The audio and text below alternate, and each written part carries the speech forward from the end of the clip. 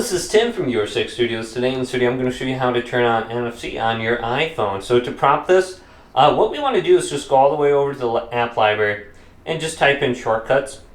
And go to the shortcuts app. You might have been to this a few times. Just open this up.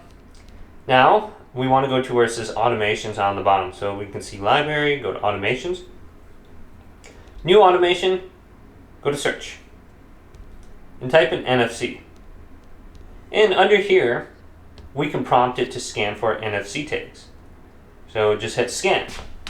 Now we're going to be scanning for any NFC tags that are nearby. So if it's not working for some reason under the wallet, try prompting it through here.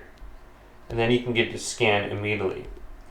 Now another thing is you can just go to your wallet. So just type in wallet right here. And this is where you're going to be adding your credit card, your debit card.